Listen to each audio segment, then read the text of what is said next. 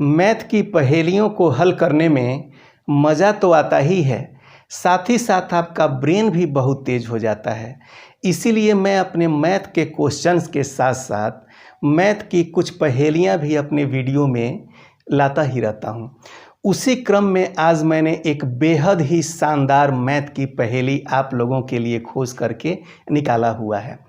पहेली का जो प्रश्न है वो आपके सामने यहाँ लिखा हुआ है। इसको आप वीडियो पॉज करके पढ़ सकते हैं।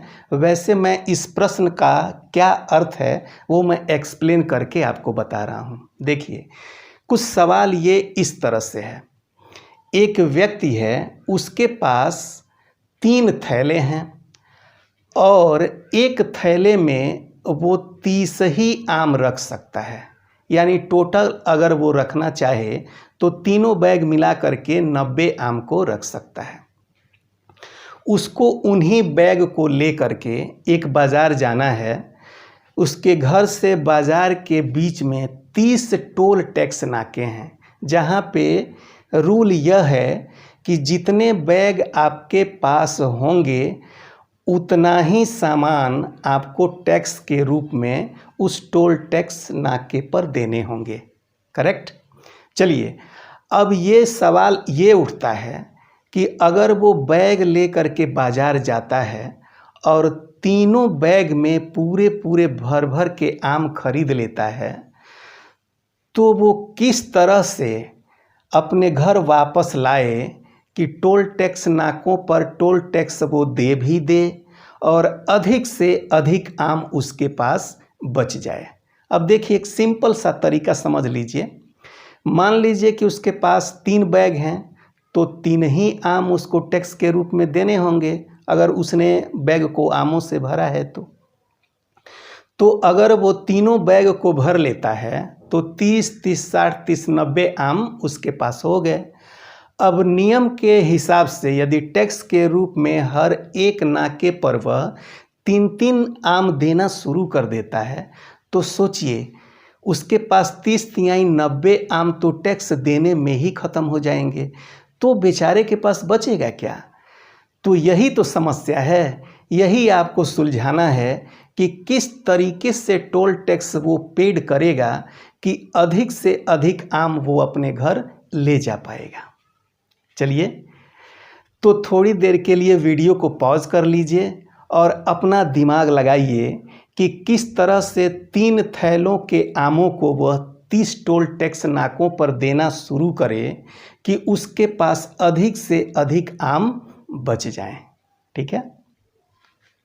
चलिए, मुझे पूरा विश्वास है कि आप में से कुछ लोगों ने इस समस्या को सुलझा ही लिया होगा, इस पहेली को भी सुलझा लिया होगा।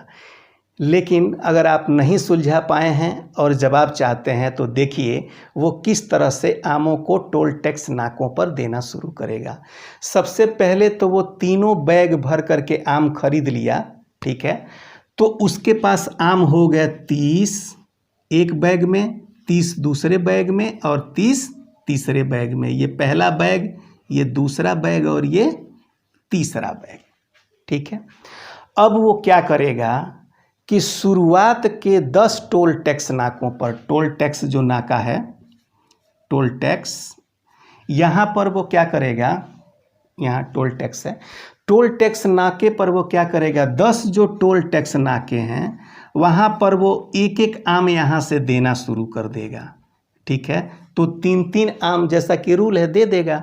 तो यहाँ पर हो गया 30 आम। ठीक है? 30 आम वो दे दिया। अब उसके पास कितने बच गए? 60 आम बच गए।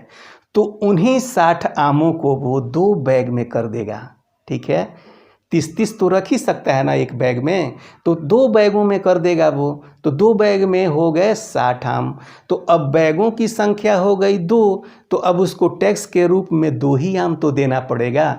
तो अगले 15 टोल टैक्स नाकों पर वह सिर्फ 2-2 आम देगा, तो भी आपके 30 आम जो है वो ख़त्म हो गए। ठीक है?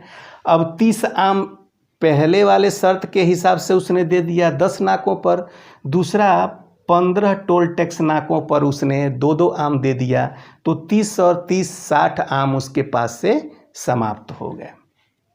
अब देखिए, अब 60 आम खत्म हो गए तो 30 आम बचे हैं, तो उनको वो एक ही बैग में रखेगा, तो स्वाभाविक है कि एक ही टैक्स देना पड़ेगा। तो वो अगले 5 नाकों पर वो सिर्फ एक आम देगा, तो वो 5 ही आम टैक्स के रूप में देगा। ठीक है, अब टोटल जो है उसने 65 आम टैक्स के रूप में दे दिए। ठीक है, 65 आम टैक्स हो गए, और पूरे टोटल आम जो थे वो 90 आम थे।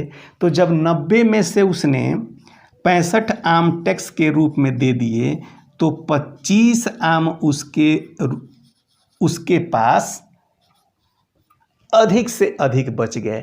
इससे ज़्यादा आम वो बचा ही नहीं सकता है, कोई भी नहीं बचा सकता है। आई होप कि आपको ये समझ में अच्छी तरह से आ गया होगा। अगर वीडियो अच्छा लगा है तो इसको दोस्तों के साथ लाइक और शेयर कर दीजिए। यदि आप इस चैनल पे नए हैं तो चैनल को सब्सक्राइब करके नोटिफिकेशन बेल को ऑल पे सेट करना मत भूलिएगा। चलिए, आपने इस वीडियो को ध्यान से देखा, इसके लिए आपका बहुत बहुत धन्यवाद।